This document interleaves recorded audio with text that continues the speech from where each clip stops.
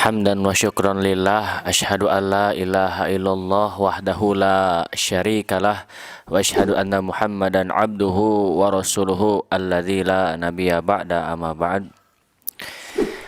Alhamdulillah, dengan semangat yang dibimbing oleh hidayahnya, kita masih bisa sempatnya, masih diberikan sedikit demi sedikit spirit ini, sehingga meskipun ya sedikit ngantuk, sedikit lelah, tapi alhamdulillah dapat terjalani. Tidak demikian, hari ini ternyata kita dituntut harus semangat, harus lebih giat lagi, harus dibedakan dengan hari-hari sebelumnya. Kenapa? Karena saat ini adalah kita sudah memasuki malam yang ke-27. Tentu di malam ini kalau bisa seluruh aktivitas keduniaan harus ditinggalkan. Nya ngorbankeun 359 hari gitu kan. 359 hari untuk satu hari saja maknya berat gitu kan. Ninggalkeun sehari mah sigana tidak akan membuat kita bangkrut, tidak akan membuat kita rugi gitu kan. Baik dalam segi materi ataupun ya dalam segi hal yang lainnya.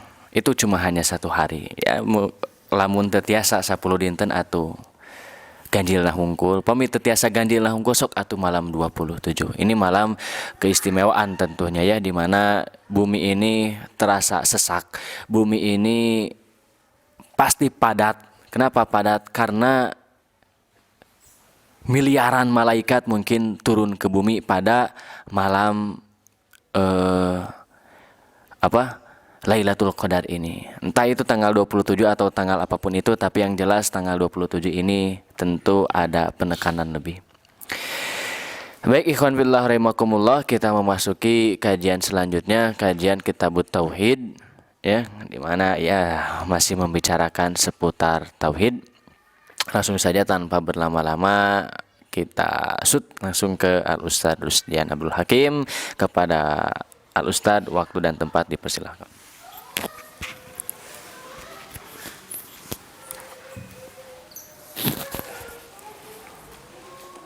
Innal hamdalillah nahmaduhu wa nasta'inuhu wa nastaghfiruh wa na'udzu billahi min syururi anfusina wa min sayyiati a'malina may yahdihillahu fala mudilla lahu wa may yudlil fala hadiyalah. Asyhadu an la ilaha illallah wahdahu la syarikalah wa asyhadu anna Muhammadan abduhu wa rasuluh alladzi la nabiyya ba'da amma ba'd.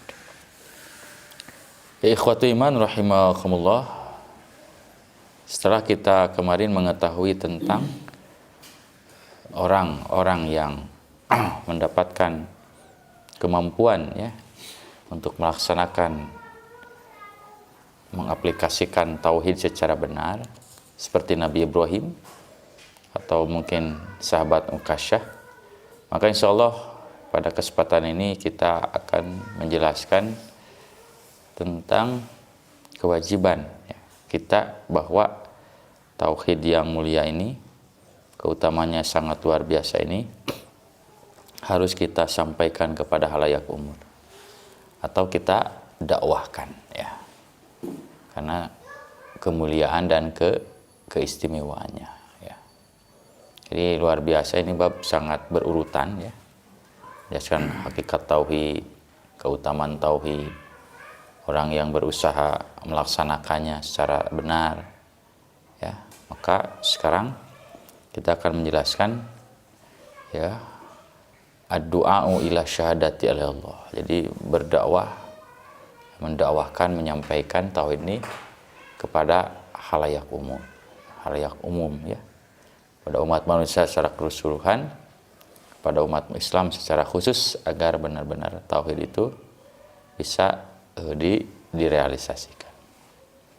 Adapun yang menjadi dalil ya, baik dalam Al-Qur'an atau As-Sunnah tentang kewajiban kita berdakwah kepada tauhidullah, kepada mentauhidkan Allah, adalah surat Yusuf ya, ayat ke-108. Jadi bagian-bagian akhir dalam surat Yusuf, Allah Subhanahu wa taala berfirman, ya, a'udzubillahi minasyaitonirrajim. Qul hadhihi sabili ad'u ilallah ala basirah. Ala basirah ana wa manittaba'ani wa subhanallah wa ma ana minal musyrikin. Qul, katakanlah, hadhihi sabili, inilah jalanku, jalan yang aku pilih ya. Ya, maksudnya jalan Islam ya. Ad'u, aku menyeru ya. Ya.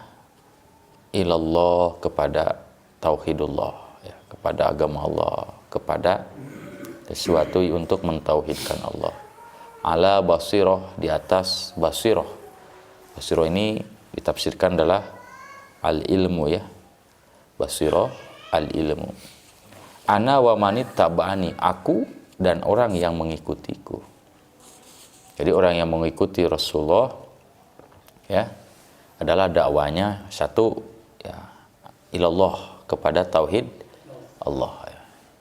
Yang kedua ala basirah, juga kepada ilmu.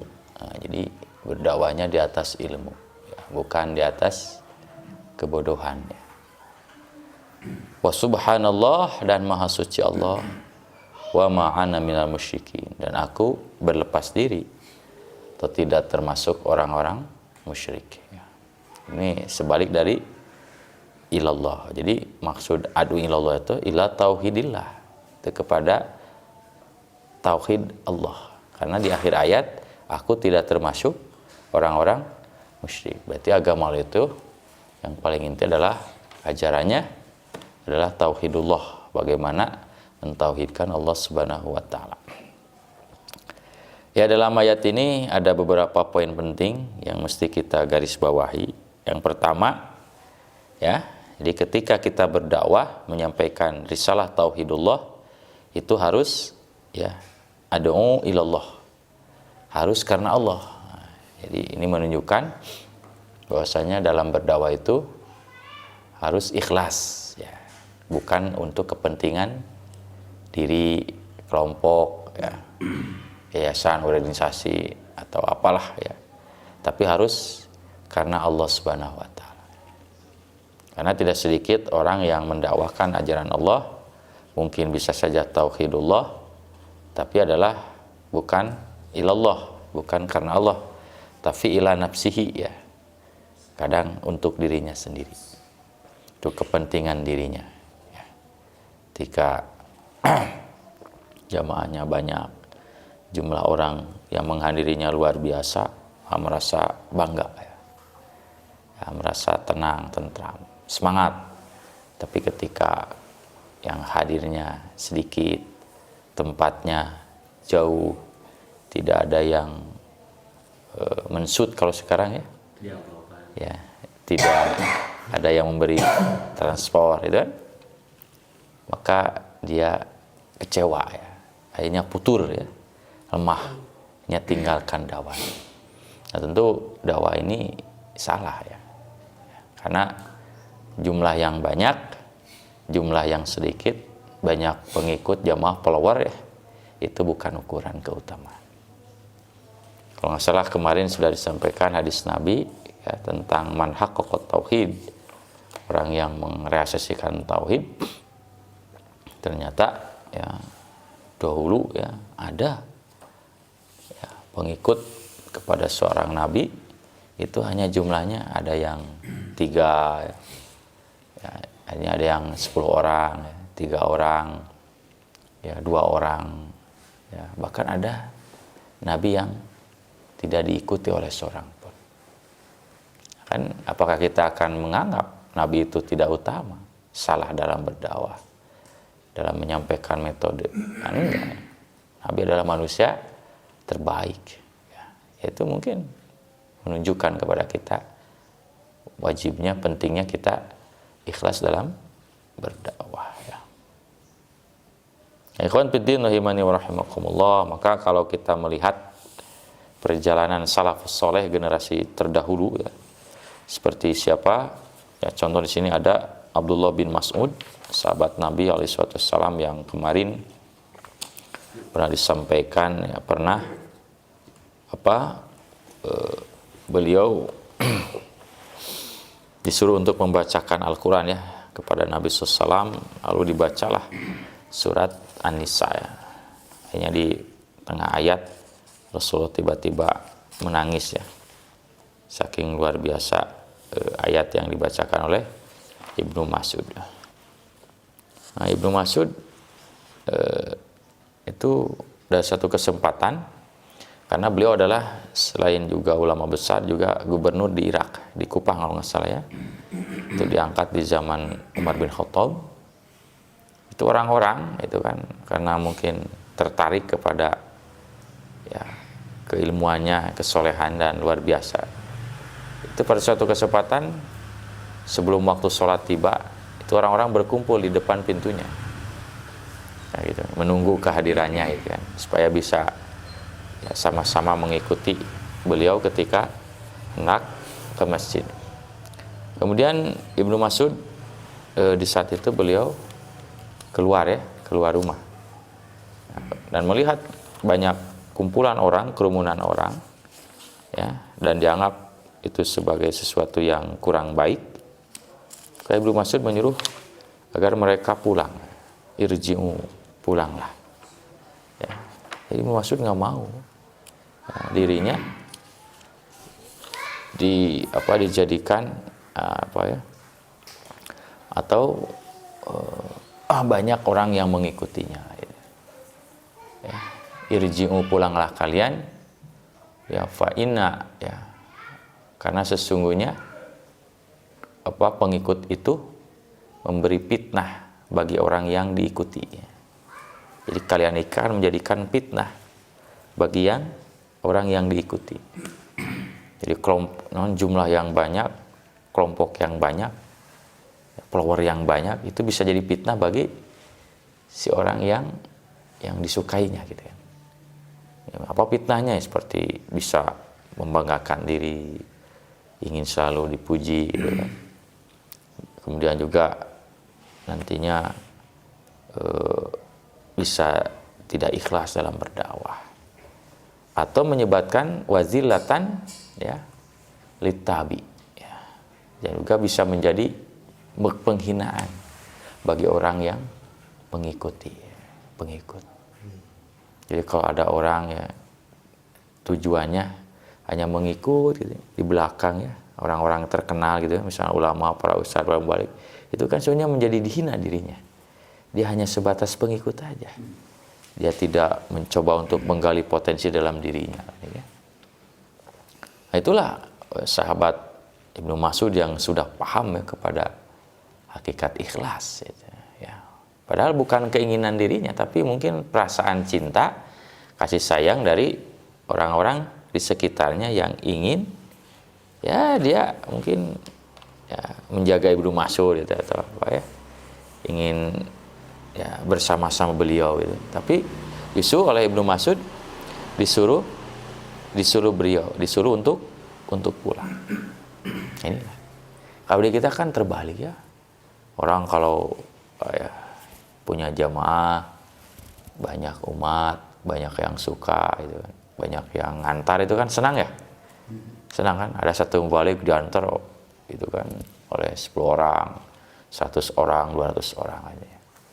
Senang kan? Berarti banyak yang suka kepada kita, banyak yang membela gitu. Bahkan berusaha untuk kalau ada kegiatan pengajian itu dia sengaja membawa ya orang-orang itu ya, supaya terlihat ini orang yang hebat, luar biasa, banyak pendukung pencinta. Ya, kalau kita kan ya, jadi kadang membuat bingung panitia itu ya, mengundang ustadz itu ya. Kalau ustadznya sendiri kan cukup banyak ya gitu beberapa ini, tapi kalau jamaahnya banyak ya ngabring ngalit ngengkei ngabandalit gitu ya, cek Sunda namanya. Nah, kalau kita melihat akhlak yang dibangun oleh para salafus soleh, ternyata mereka enggak, karena tadi fa innahu fitnatun lil matbu, itu bisa jadi fitnah bagi yang diikutinya gitu ya, bagi orang yang dicintainya, juga wadillatun zillatun littabi. Oke, bisa menghinakan, merendahkan bagi orang. Nah, itulah. Jadi ini menunjukkan bahwa Ibnu Mas'ud ya dia berdakwah itu karena Allah, bukan karena pengikut. Nah, ikhwan fiddin rahimani wa rahimakumullah. Jadi ini menunjukkan artinya harus ikhlas ya. Kita ketika berdakwah, sampaikan aja apa yang Allah perintahkan, yang Allah larang ya. Masalah ada yang mengikuti dan tidak itu urusan yang lain ya. Urusan yang lain. Kemudian juga di sini ada kalimat ala basirah, di atas basirah ilmu. Ya, jadi artinya dalam berdakwah itu harus memakai ilmu. Ya, baik materi yang disampaikan harus berilmu, harus benar-benar dari Allah dan Rasulnya. Jadi kita harus belajar dulu ilmunya ya. Ilmu yang menunjang untuk memahami Al-Quran dan Sunnah. Misalnya bahasa Arabnya harus kuat ya. Ilmu usul fikihnya, ilmu hadisnya ya. Ilmu tafsirnya kan itu harus kita kuasai. Karena kalau dakwah tanpa ilmu mengandalkan kesemangatan, bagaimana kalau dia nanti ditanya tentang persoalan-persoalan agama? Kan? Kemudian dia menjawab bagaimana kalau salah dan kesalahannya diikuti oleh orang, ya, apalagi dia public figure misalnya, maka dia bisa menyesatkan ribuan bahkan jutaan orang. Ya.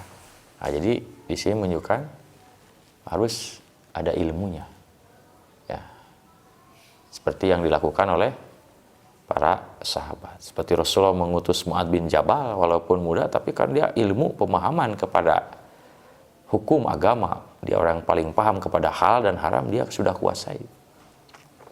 Walaupun seorang diri. Nah, jadi tidak perlu mengutus orang banyak gitu ya, satu tempat. Ya, justru kalau banyak itu lebih mudah untuk berselisih. Ya seorang diri kan, cukup dengan seseorang untuk merubah masyarakat, tidak perlu dengan banyak orang. Seorang tapi berkualitas.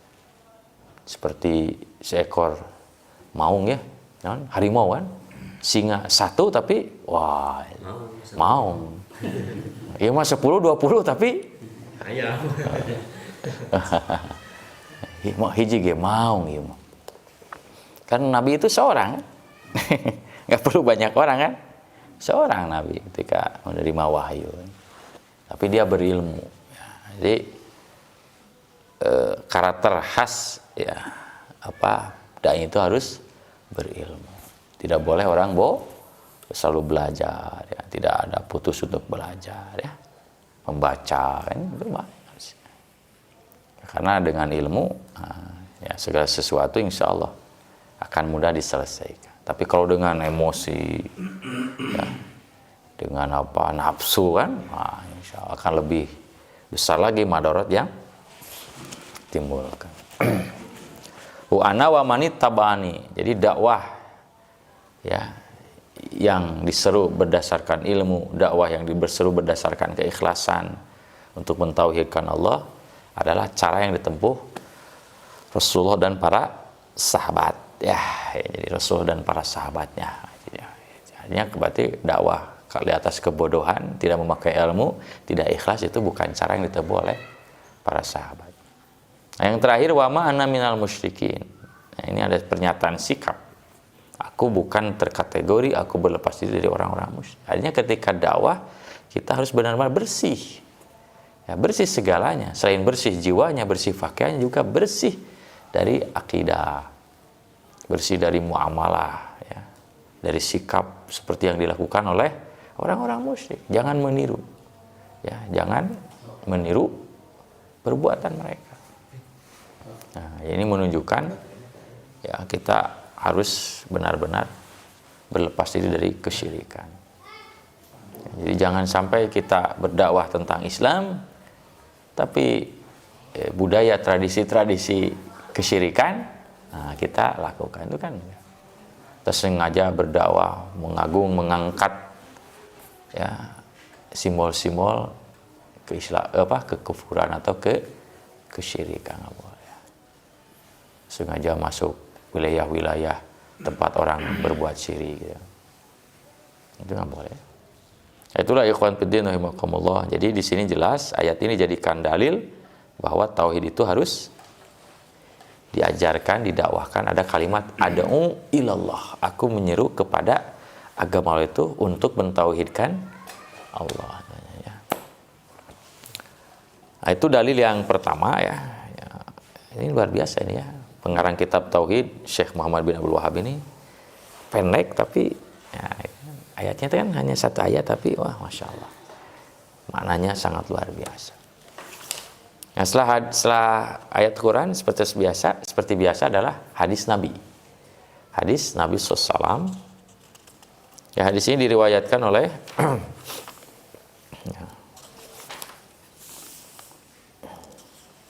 oleh Imam Al-Bukhari ya, Bukhari Muslim ya. Nah, dari sahabat Ibnu Abbas ya, di mana Rasulullah SAW ya ketika mengutus Mu'ad ke Yaman. Nah, ini kemarin kan sudah ya, nah, sekarang lebih rinci lagi. Apa pesan Nabi ketika ya Rasulullah akan mengutus Mu'ad ke negeri Yaman?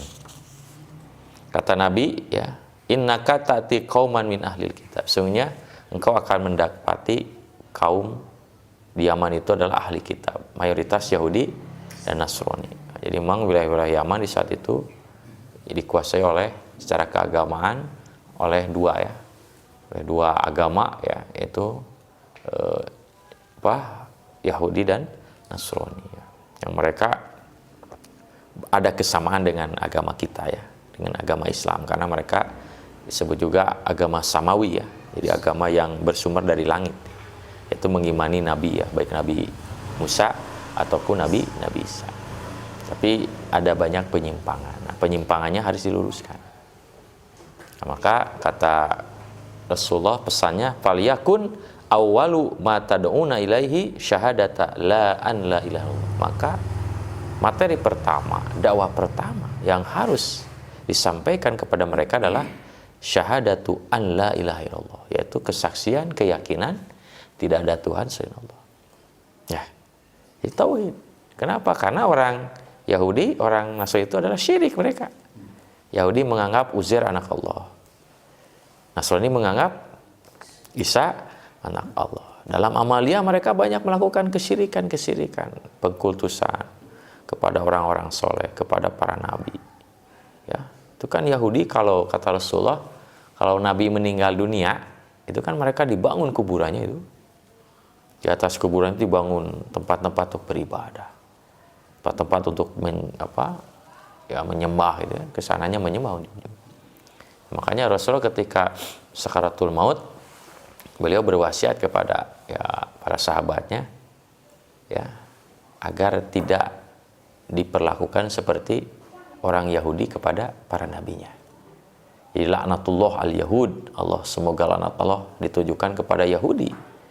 Ya, ketika nabinya wafat, maka dibangunkan untuknya tempat-tempat yang luar biasa, bangunan-bangunan yang megah, yang tinggi di dekat kuburan.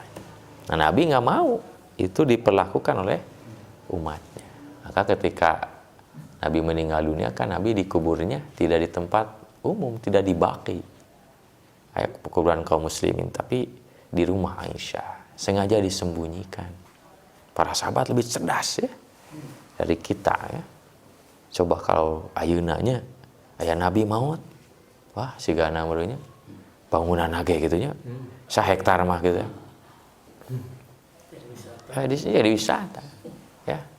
Alhamdulillah dengan pemerintah Saudi sekarang terjaga kan ketauhidannya, itu dijaga ketat, itu tidak terbuka untuk umum, karena bukan tidak boleh menziarahi kuburan Nabi. Kan bagi orang yang nggak tahu mah alasannya yang awam kan tuh cenah pemerintah teh mengharamkan ziarah kuburan Nabi saja nggak boleh didatangi. Bukan itu persoalannya. Karena kalau dibuka secara lebar, orang awam yang datang itu banyak kesyirikan, permohonan, permintaan. Mereka akan banyak menangis di sana. Dan itu berbahaya ya untuk kemurnian tauhid. Ya buktinya di kita banyak contoh ya, tempat-tempat ya, yang dianggap orang soleh ada di sana kan itu didatangi, diziarahi kan. Ya mending ziarah biasa tapi kan ada permohonan, permintaan. Nah itu. Nah ini kalau dibiarkan, tidak menutup kemungkinan kesananya akan timbul penyembahan. Ya, timbul penyembahan. Makanya inilah tauhid ya. Jadi kata Rasulullah, itulah yang pertama kali harus kau sampaikan. Berarti inti dakwah yang harus dilakukan ya oleh kita adalah bertauhid, ya, memurnikan dulu ya penyembahan kita hanya kepada Allah Subhanahu wa Ta'ala. Maka dalam kitab tauhid ini nanti ada contoh-contoh kesyirikan-kesyirikan yang mungkin masih dilakukan oleh umat Islam. Ya, termasuk riya kan kemarin ya. Termasuk riya itu kan bagian dari kesyirikan, harus terus itu kan dijaga. Seperti Abu Mas'ud kan karena nggak mau dirinya ada timbul rasa riya, akhirnya dia nggak mau ya dijadikan orang yang banyak pengikut ya. Jadi nggak suka dia kalau pergi ke masjid ada yang membuntuti, mengikuti walaupun ya untuk keamanan ya. Padahal dia gubernurnya. Kalau Cika tuh jadi gubernur malah tenanaunya aya penjaga gitu ya. Tapi dia nggak mau ya. Nggak mau. Dia mau sendiri aja gitu. Ya kalau hanya pekerjaan untuk menguntit itu apa? Itu menghinakan. Jadi kita banyak ya orang yang hidupnya mengandalkan rezekinya, kehidupannya kepada tokoh gitu kan. Dia ikut gitu kan. Dia kemana itu ya. Kalau ada rapat ikut. Jadi apa ya? Hanya sebatas itu ya. Ya membantu hal-hal yang kecil. Itu sebenarnya kalau ditafakuri kan ya kasihan orang itu kan. Kasihan juga kan. Ya, dia tidak kreatif ya. Ya, karena kalau kita jadi orang yang selamanya jadi pengikut terus ya. Ya, senangnya mengikuti ini ya, gitu, supaya terkenal gitu misalnya. Ya, berarti orang ini ya hina dia. Karena selalu meminta, selalu memohon. Kreativitasnya akan hilang. Tak itu dicegah oleh Ibnu Mas'ud. Bubar kalian. Ya, lakukanlah aktivitas sesuai dengan kemampuan kalian. Jangan menjadi pengikut.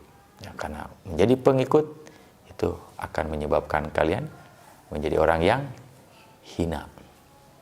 Jadi orang yang hina. Ya, itu. Ikhwan fiddin rahimani wa rahimakumullah. Kemudian hadis ini wa fi riwayatin, dalam suatu riwayat mah ila an yuwahhidullaha, yaitu untuk mentauhidkan Allah ya. Jadi kan kalau tadi mah itu syahadat la ilaha illallah, riwayat yang lain itu untuk mentauhidkan Allah Subhanahu wa taala. Fa inhum atau kalidzalika, jika mereka sudah menaatimu ya, tentang tauhid ya, tidak meyakini Isa sebagai anak Allah, Uzair sebagai anak Allah, melepaskan pengkultusan ya, kepada para nabi ketika nabi itu sudah meninggal dan sebagainya. Fa'alimhu, maka ajarkanlah kepada mereka annallaha iftaradu alaihim khamsas sholawat fi kulli yaumin wa lailah. Sesungguhnya Allah telah mewajibkan kepada mereka 5 kali waktu sholat setiap hari dan setiap malam. Nah, lalu setelah tauhid baru beralih kepada ajaran yang lain. Nah, ajaran yang paling utama setelah tauhid adalah sholat. Ibadah adalah sholat yang 5 waktu, yang wajib dulu. Ya. Bagaimana sholat Nabi, gitu. Bagaimana hal yang bisa membawa kehusyuan dalam sholat, gitu. Itu harus diajarkan oleh ya dai ya. Nah, jadi di sini juga seorang dai harus ya benar dalam sholatnya ya, sesuai dengan Nabi, menjaga waktu sholat itu, menjaga kekhusyuan itu ya. Kan banyak orang yang berdakwah atas nama Islam tapi mendakwahnya mengharamkan sholat itu. Ini kan nggak ngerti gitu ya. Ini gimana ini orang ini? Karena dianggap kita masih wilayahnya, masanya masih belum jadi negara Islam. Akhirnya mereka tidak mewajibkan sholat. Itu terbalik ya. Nah, kalau sholat sudah ditunaikan, fa inhum atau kalidzalika, maka jika mereka menaatimu, untuk sholat sudah dilaksanakan secara benar, lakukan ya tahap yang berikutnya. Fa'alimhum annallaha iftaradu alaihi shadaqatan tukhadu min agniyaihim faturadu ila ala fuqaraihim. Sesungguhnya Allah mengajarkan atau mewajibkan kepadanya itu sedekah, ya zakat, ya zakat, ya yang diambil dari orang kaya untuk dibagikan kepada orang miskin. Jadi zakat ajarkan, infak, sedekah, ya ambil dari siapa? Dari yang kaya, yang memiliki harta, ya. Untuk siapa? Bukan untuk Mu'ad, ya, bukan untuk mubalik, bukan, tapi untuk orang miskin. Di mana? Di kalangan mereka. Jadi untuk mensejahterakan kehidupan mereka. Jadi dua, ya, di sini ajaran dua yang disampaikan oleh Rasulullah SAW. Yang paling inti dulu, yang paling prinsipil. Pertama adalah sholat, yang kedua adalah zakat. Ya, saum mana? Ya, haji mana? Memang di sini tidak dijelaskan, ya, karena ini konteks yang paling skala prioritas. Skala prioritas, ya. Karena sholat itu sebagai ciri tanda keislaman seseorang. Ya. Demikian juga zakat. Zakat itu sebagai ciri tanda keislaman seseorang. Makanya orang yang meninggalkan sholat, orang yang tidak membayar zakat itu oleh Abu Bakar itu diperangi. Kan Musailamah Al-Kadzab itu dia dianggap murtad dengan membawa jamaahnya gara-gara apa? Gak bayar zakat. Demikian juga hadis Nabi, orang yang tidak meninggalkan sholat disamakan dengan orang yang meninggalkan sholat disamakan dengan orang kafir. Jadi ini ajaran yang paling prinsipil yang tidak boleh ditinggalkan. Kalau saum kan ibadahnya lebih pribadi, haji pun dibatasi bagi orang yang mampu. Itu malah ya bukan tidak berarti, tapi berbeda dengan sholat dan zakat. Maka harus ditekankan dua dulu. Sholat sebagai ibadah untuk membentuk pribadi yang soleh, soleha, pribadi yang jujur, tepat waktu, ya, amanah, ya. Itu sholat. Ukurannya kan sholat. Hanya di zaman Umar ketika akan mengangkat gubernur, dia berkonsultasi dengan sahabat yang tahu kan sholatnya baik atau tidak. Karena sahabat ini diberi ilmu oleh Rasulullah, tahu siapa orang munafik, siapa bukan orang munafik. Itu dari sholatnya. Itu, ya. Umar itu, ini sholatnya gimana? Oh baik, angkat. Ini sholatnya gimana? Kurang baik. Ya. Dia, ya, tidak jadi. Nah, kalau zakat sebagai ibadah sosial, ya, jadi artinya tidak cukup kita membentuk pribadi yang soleh secara pribadi kalau tidak soleh secara sosial. Nah, zakat ini kepentingannya bukan untuk pribadi, ya, dai-nya kan, bukan untuk Mu'ad bin Jabal gitu, atau untuk seorang yang diutus di daerah itu, tapi untuk masyarakat sekitar. Diambil dari orang kaya, diberikan untuk orang fakir supaya tidak ada kecemburuan sosial. Ya, nah itu memang harus ada yang memanajenya, harus ada yang mengaturnya. Bab zakat, bab harta, yaitu seorang pemimpin atau orang yang diberi amanah untuk memimpin, gitu ya. Karena harta ini sesuatu yang paling disukai oleh manusia. Manusia dalam mengeluarkan harta agak berat, ya, agak susah. Ini oleh Allah dikatakan seperti itu. Lau annakum tamlikuna khazaina rahmati rabbi idzan lam saktum khosyatal infaq. Kalau saja seandainya kalian memiliki, ya, kekayaan Allah itu diberikan kepada kalian, maka kalian akan, ya, idzal amsak, akan menahan harta itu. Ya, jadi kalau kita diberikan kekayaan gitu, ya, Allah itu, pembenaran Allah itu diberikan kepada kalian, kita nggak akan menjadi orang yang dermawan. Seperti Allah Subhanahu wa Ta'ala, kan rahmat Allah banyak, besar kan, luas ya, kekayaan Allah. Tapi kan Allah mah nggak pedit, nggak bakhil kan, sugan gitu. Di sia mah kafir cenah, ka masjid nage tara nyelawai ka urang, dicabut nggak rezekinya? Cabut deh ke urang? Enggak, siapapun dia, orang kafir, orang muslim, orang soleh, orang jahat, itu diberi rezeki. Tak kata Allah, kalaulah kekayaan itu diberikan kepada kalian, maka kalian akan menahannya karena takut untuk diinfakkan. Jadi karakter manusia itu, kalau banyak harta dia akan bakhil. Ya. Wa kanal insanu qaturo, dan keadaan manusia itu adalah orang yang baik. Nah, maka di sini harus dipaksa ditekan. Nah, maka harus ada pemimpin. Ya. Maka urusan zakat memang harus ada yang mengatur secara benar. Ya. Nah, oleh lembaga swasta saja itu kan per tahun penghasilan dari zakat swasta itu sampai 100 triliun lebih. Jadi lembaga-lembaga zakat yang swasta gitu ya, per tahun itu mengumpulkan kurang lebih 100 triliun. Jadi lebih besar daripada anggaran pendidikan negara kita. Eta teh ku swasta. Henteu jadi kalau pemerintah pandai memanage, ya, mengatur kekayaan atau harta zakat umat Islam, kaya. Ya. Malah aya bank konvensionalnya anu menarik riba bunga daripada peminjamnya sih. Cukup bank tehnya ku harta zakat teh. Sok ngarinyum ka dieu ka negara gitu. Tong aya bunga gitu. Rek 10 tahun 20 tahun nah ini disubsidi. Sigana minyak goreng ge moal langka gitu. Da aya subsidi asal benar. Jadi Allah mah nya teu pati-pati ya, tidak serta mertanya menyuruh zakat. Berarti ada manfaat. Insyaallah ikhwan fillah.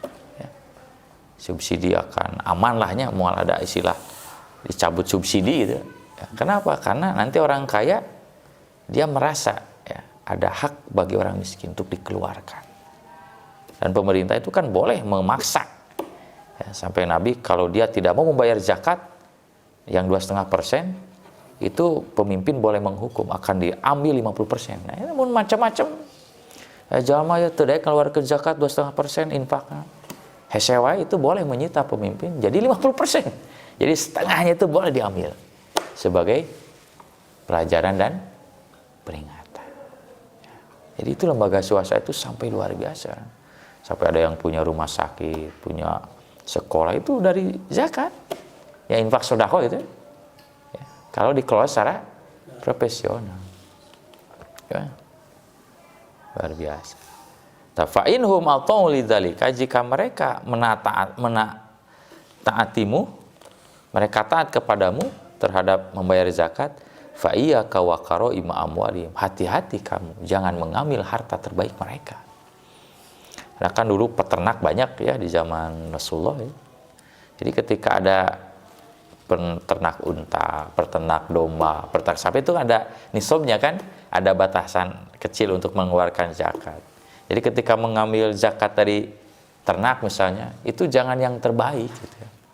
Ya, goreng ting ulah yang jelek jangan, tapi sedang-sedang. Jadi kalau jangan harta yang paling baik. Ya, jadi jangan modalna lah ya. Kalau unta mah jangan unta yang merah ya. Kalau domba jangan domba yang besar itu ya. Ya, ya. Apalagi domba apa misalnya domba ya jaluna kayaknya, domba yang ya kenapa? Ya, jadi jangan membuat ya, mengambil harta zakat itu untuk merugikan mereka. Ya, itu ada ukurannya kan. Misalnya kalau domba kan 40 ambil 1 kan ya, gitu. Jangan anu bibitnya anu yang besar itu ya. Ya yang sedang aja lah ya. Ya. Jadi kenapa? Karena hati-hati nih pada para pemimpinnya, para punya kebijakan. Ketika dia mengambil kebijakan yang salah ya, maka ini ada dampak yang buruk buat dirinya. Ya, fa inna da'watal madlum lais fa innahu wattaqi da'watal madlum, dan hati-hatilah, waspadalah kepada doanya orang yang teraniaya. Karena seorang kalau jadi pemimpin kan seenaknya kan bisa memaksakannya itu kan, sekarang seenaknya ya. Nah, hati-hati jangan sampai memaksa sehingga ada orang yang terdolimi. Nah, tadi kalau orang sudah teraniaya, terdolimi, ngadoa ke Allah, fa innahu laisa bainaha wa bainallahi hijab, maka tidak ada antara dirinya orang yang terdolimi dengan Allah ketika dia berdoa, tidak ada hijab, tidak ada penghalang. Maksudnya Allah mengabulkan meskipun orang ini bukan orang Islam, meskipun orang ini orang jahat, tapi kalau terdolimi oleh seseorang, ya hati-hati, doanya akan dijawab.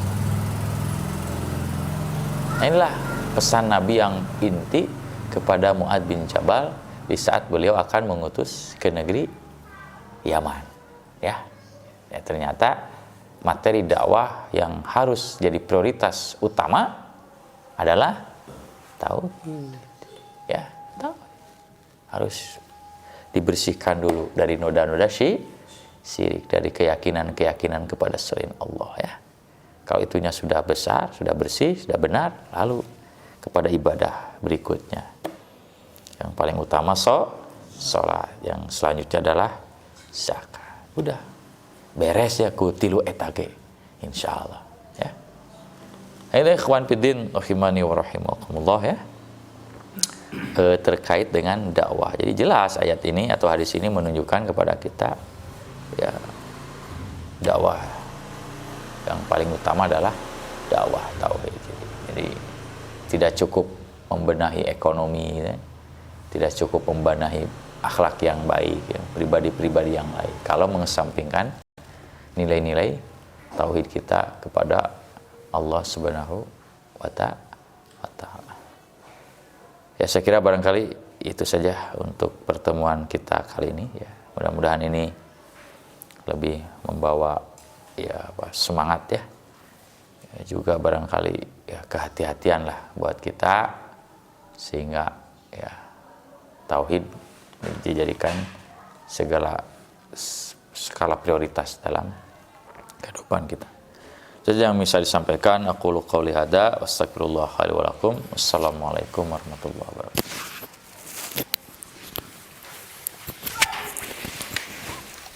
Waalaikumsalam warahmatullahi wabarakatuh. Syukron Ustaz atas apa yang tadi disampaikan, luar biasa sekali. Barangkali ada yang bertanya, masih ada waktu sekitar 3 menit lah. Cukup jelasnya luar biasa. Pesan yang dapat dipetik adalah saking besarnya kasih sayang Allah, kenapa orang selalu miskin? Kenapa orang teh hese beungharna teh gitunya ada yang dimiskinkan? Itu bentuk kasih sayangnya. Ya, Allah mah mere miskin oge ku kanyaah. Kenapa? Sebab miskin aja sombong, miskin aja pelit, miskin aja nya loba gaya gitu nya. Komo lamun dibere beung harta, itu mungkin dapat kita renungi gitu ya. Kenapa gitunya kita selalu misalnya apa, ada seorang itu yang selalu diberikan miskin, itu tentu kasih sayang Allah. Barangkali itu yang dapat disampaikan, mudah-mudahan ada guna dan manfaatnya, terkhusus untuk saya sebagai MC dan umumnya untuk jamaah yang hadir di sini dan juga penikmat channel ini. Aku qouli hada, astagfirullahaladzim. Assalamualaikum warahmatullahi wabarakatuh.